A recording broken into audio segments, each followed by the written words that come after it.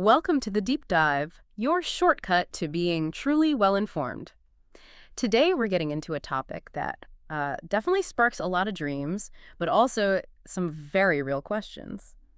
Solo female travel. Hmm. If you've ever pictured yourself exploring, I don't know, ancient ruins somewhere amazing, all by yourself, and then immediately thought, okay, but which place is actually safe for a woman alone? Right. Or maybe you've worried about getting lost, completely turned around in a new city, or even that nightmare scenario of your luggage just vanishing. Well, you're definitely not alone in feeling that way. No, not at all. Those anxieties are super valid. We hear about them all the time from experienced travelers, too. Like that story about the author who got dropped off in completely the wrong place, middle of the night on a trip in India. That's unsettling. It really is. Those moments, they highlight the natural concerns, right? Venturing out solo. Exactly. But here's the thing, the really powerful part. Despite all those worries, solo female travel isn't just, possible. It can be remarkably safe, incredibly fun, and honestly lead to some truly life-changing experiences and connections. And that is exactly what this deep dive is all about for you, our listener. We've gone through insights from a whole stack of experienced female travelers. Hmm. And our mission today is basically to pull out the most important bits of knowledge. We want to help you feel prepared, maybe empowered, perhaps even inspired to take that leap yourself. Or just to be really clued in on this growing travel trend. Yeah, exactly. So let's dig in. Okay, so let's try and unpack this a bit. We often hear about personal growth with travel generally, but what is it about solo female travel specifically that makes it seem so appealing and, well, so transformative for so many? What's interesting, because that personal growth often isn't just a side effect. It feels like the main event sometimes. Mm-hmm.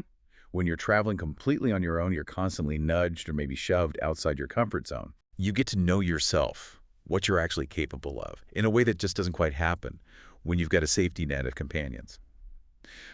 Travelers consistently talk about improving skills like organization, sure, but also endurance Mm-hmm. and becoming way more confident, truly independent. It's like a crash course in self-reliance. And beyond that sort of inner journey, there's this unique kind of freedom everyone mentions. What does that actually look like day to day on the road? It's the ultimate autonomy, really. Just think about it. Yeah. Zero chance of clashing with a travel buddy over where to eat tonight, or what museum to skip, or how much you should be spending. Mhm. You have total control over your itinerary, your budget, which means you can suddenly decide to stay an extra day somewhere if you love it, or join a tour you just heard about. Spontaneity. Exactly. Tracy Kaler, she's the travel writer, she put it perfectly. She described her first solo trip, it was to Paris, as addictive and liberating. Why? Because, she said, her only concern was myself. That singular focus, it completely changes the game. Okay, but this brings up a really important point, doesn't it? Women are often, maybe subtly, maybe not so subtly, discouraged from doing things seen as traditionally male. Solo travel can fall into that category sometimes. Yeah, absolutely. So what's the implication there when a woman chooses to go it alone? What's fascinating is that it almost becomes this quiet act of defiance. In a world that often tells women, be careful, wait for someone to go with you, or implies certain adventures aren't really for them. Stepping out alone is a really powerful reclaiming of your own agency. Mm-hmm. One of the sources we looked at actually described it as coming with bonus empowerment. It stops being just a vacation. It's a statement about your capability, your independence. Okay, we absolutely have to tackle the big question now, the elephant in the room that always comes up. Is it actually safe to travel alone as a woman? People's minds often jump straight to the worst-case scenarios. And that's a totally understandable reaction, especially with how media can sometimes focus on risk. But the key thing is balancing reasonable precautions with maybe unfounded fear. Of course, risks exist. They exist everywhere, even in your own hometown, right? Sure. But the vast, vast majority of women traveling solo have trips that are completely trouble-free. It's just not nearly as dangerous as some narratives make it out to be. What's really kind of thought-provoking is this idea that maybe in some surprising ways, travel might actually be safer than staying home. That feels very counterintuitive to a lot of It does, yeah, but it's a perspective worth thinking about. Statistically speaking, most violence against women happens in their homes. And it's usually by someone they know, not by a stranger while they're backpacking solo. Right. It really flips our usual assumptions about where danger lies. Yeah. Take Turkey, for example. Now, It might present real challenges for women living there, due to certain social norms or legal issues.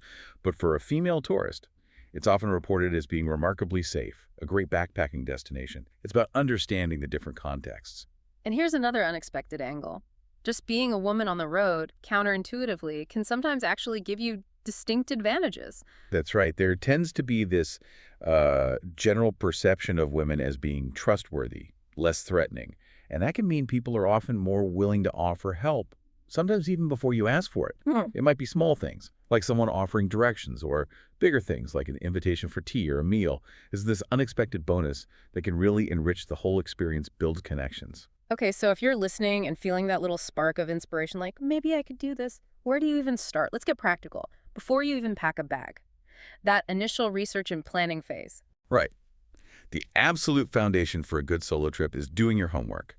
You really need to understand the local customs, the cultural sensitivities, the laws, and yeah, any specific areas that are generally better to avoid. Okay. But here's the crucial bit. Don't confuse thorough research with rigid minute-by-minute planning. What you want is a tentative itinerary. Flexible. Yes, book maybe your first couple of nights accommodation, perhaps that first train ticket, but build in lots of room to maneuver. That way, if you meet cool people and want to join their plans, or you stumble upon some hidden gem or you just feel like changing direction, you can. And one safety measure that came up again and again in the source is something really simple: sharing your plan. Well, this is absolutely non-negotiable. A lifeline. Really. Yeah. Someone back home, friend, family, whoever, should always have a basic outline of where you plan to be, your accommodation details, maybe even room numbers if you have them. Remember that story from Tracy Kaler? Getting lost for hours in Florence, no hotel info, didn't speak Italian. That could have been way more stressful, maybe even dangerous, if absolutely no one had any idea where she was supposed to be generally. It's like a silent guardian. Okay, and then the big one. The one people sometimes grumble about as an extra cost: travel insurance. Every single source hammered this home. Why is it so essential? It's way more than just an expense. It's your fundamental safety net. Good, comprehensive travel insurance covering medical emergencies, trip cancellations, lost or stolen stuff can literally save you from a minor hiccup turning into a full-blown financial disaster. Right. Alina Metella shared a story about how her insurance saved her something like $2,000 after a boat accident in Vietnam. She had a neck injury scare. Wow. Turned out nothing was seriously wrong, thankfully, but those medical checks, the transport, the peace of mind knowing it was covered, invaluable. It's a genuine investment in your well-being. You just have to have it. Okay, shifting gears to packing. The advice seems universal. Tech light, but also pack smart. What's the thinking behind that? Well, the light part is pure practicality. Yeah. You need to be able to manage your own luggage easily, especially if you're dealing with stairs, crowded buses, cobbled streets, you name it. Makes sense. The smart part is about anticipating needs without overpacking. A small first aid kit is a must. Digital and physical copies of your passport, visa, insurance, stored separately. A portable phone charger, lifesaver. Also, I think about cultural dress codes where you're going. A simple sarong, for instance, is gold. Beach towel, temple wrap, light blanket, privacy screen. Multi-use. Exactly. And if you are backpacking, getting a backpack that's actually designed for a woman's frame makes a huge difference in comfort. Don't underestimate that. Good tip. And what about money? Financial foresight, top tips there. Definitely have more than one way to pay, so maybe a credit card, a debit card, and always some local cash. And crucially, keep them in different secure places on your person or in your luggage. Don't put all your eggs in one basket. Precisely. And tell your bank your travel dates before you leave so they don't suddenly block your card thinking it's fraud. Oh, and a common mistake. Avoid changing lots of money at the airport. The exchange rates are almost always terrible. Look into travel-friendly bank accounts or cards before your trip. Okay, so you've done the prep, you've landed, you're actually there on the ground. What's the absolute most critical skill for a solo traveler to rely on for their safety and just general well-being? Your gut feeling. Your intuition. It is hands down your best friend on the road. It's all about staying aware of what's going on around you, noticing those subtle cues, the vibe of a place or a person. And if a situation just feels wrong or uncomfortable, leave. Don't hesitate. Don't hesitate. Don't worry about being polite. Just remove yourself. Yeah. Alina Matilla really emphasizes this. Intuition plus just good old common sense, street smarts, that's paramount. If you feel uncomfortable, trust that feeling. You are. And related to that, interacting with people, what about those sometimes awkward questions you get from strangers? Are there smart ways to handle those? Well, yeah, definitely. Having a couple of go-to, slightly strategic responses ready can be really useful. It helps deter potential scammers or maybe people looking for someone they perceive as vulnerable. Like what? Well, if someone asks point blank, "Are you alone?" Mm. A simple, "Oh, I'm just meeting a friend," or "My husband is just inside the shop," usually works wonders. And if some random guy asks if you have a boyfriend, a confident, Yes, absolutely, and he's built like The Rock," tends to shut that down pretty quickly. Huh. Okay. It just creates a boundary without needing confrontation. In today's world, obviously, technology plays a huge role. It seems like an indispensable tool for travelers now, right? Oh, completely. Mm. Your smartphone is probably your single most valuable tool, your best weapon, really. Load it up before you go with offline maps. Hmm. Google Maps lets you download areas. Maps.me is great too. Invaluable when you lose signal. Get a local SIM card as soon as you arrive, or an eSIM if your phone supports it. That gives you data for communication for ride-sharing apps like Uber or Grab, which are often safer than hailing random cabs.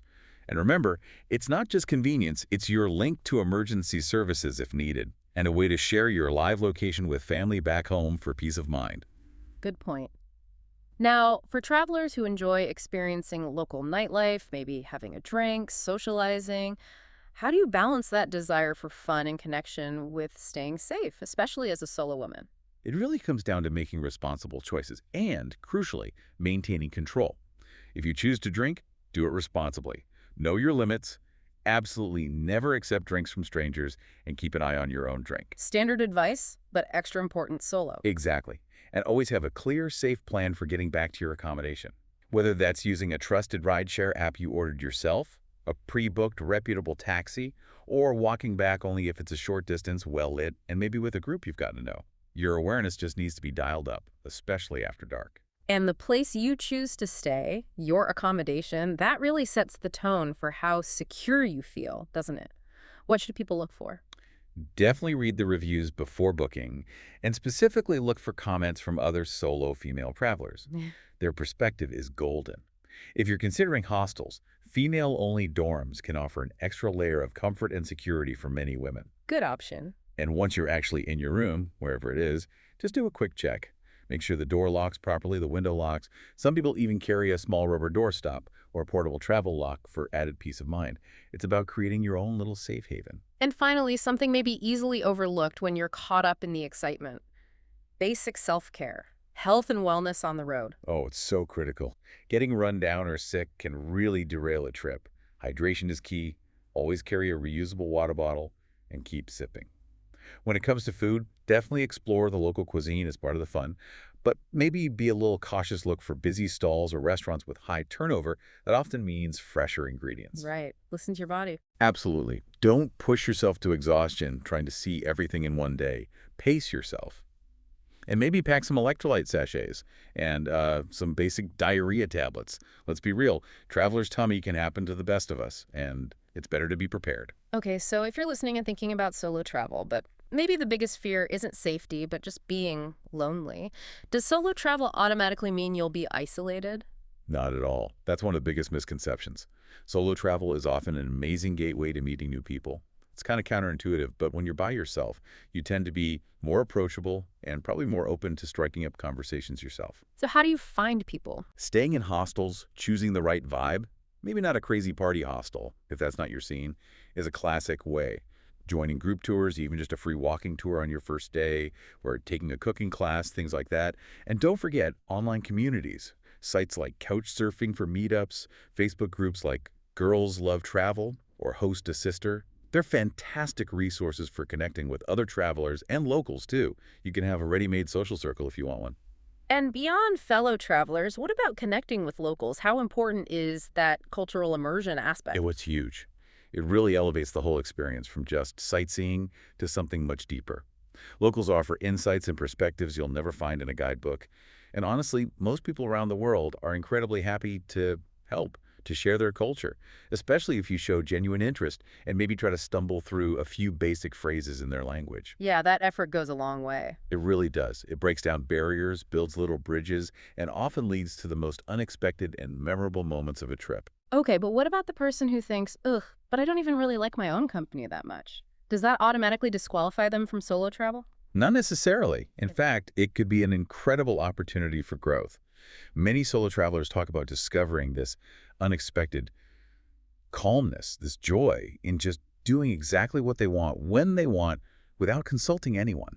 Hmm. It becomes this journey of self-discovery where you actually learn to appreciate your own company, find pleasure in that quiet observation or reflection. Keeping a travel journal, for example, can be a really wonderful way to process experiences and deepen that self-awareness. It might surprise you.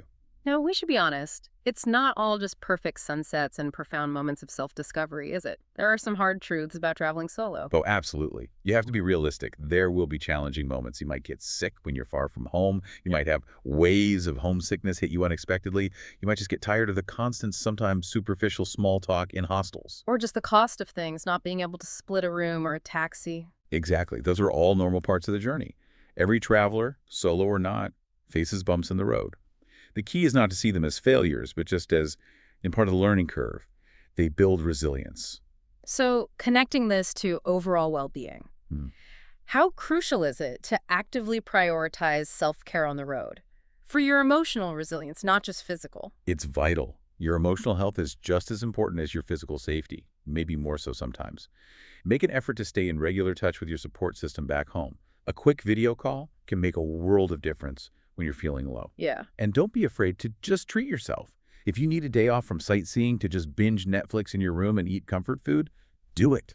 Listen to what you need. Maybe incorporate things like getting a massage, taking a yoga class. Considering slower travel can also really help prevent that burnout and allow more time for these moments of recharge.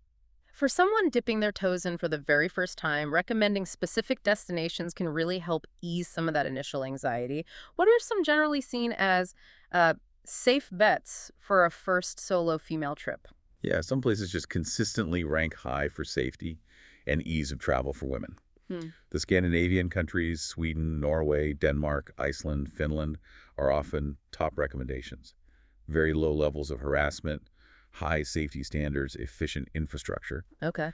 And Southeast Asia is also incredibly popular for first-timers. Places like Thailand, Vietnam, Bali, and Indonesia, they have such a well-trodden backpacker trail.